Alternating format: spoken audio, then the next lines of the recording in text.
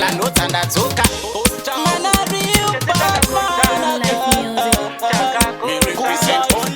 musesuru kana mundevele muaubhino kana munhu asina mino muchaina kana murungu amachangane kana masutu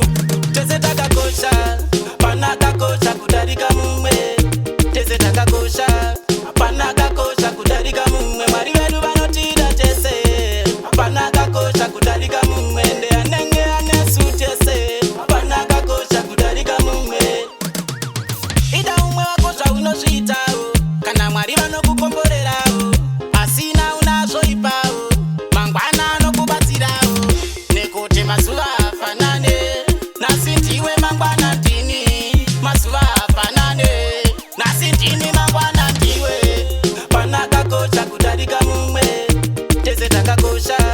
panakakosha kudarika mumwe mwari vedu vanotida tese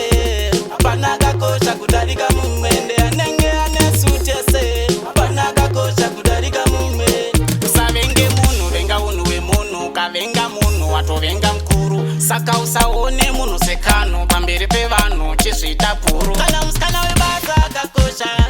kana windi akakosha kana fenda akakosha matanyera akakosha tese takakosha panakakosha kudarika mumwe tese takakosha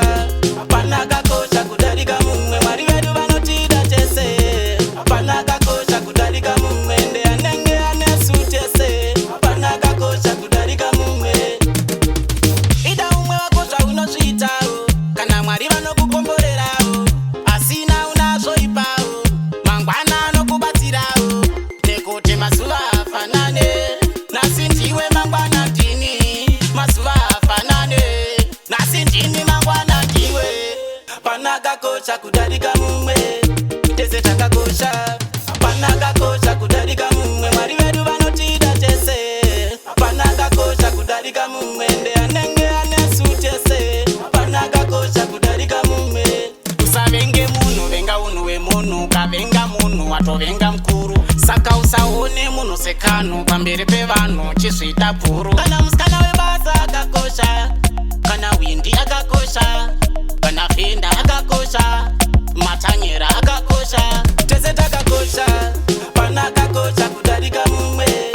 tese takakosha panakakosha kudarika mumwe mwari vedu vanotida tese panakakosha kudarika mumwe nde anenge anesu tese panakakosha kudarika mumwe BT Studios. Good life music.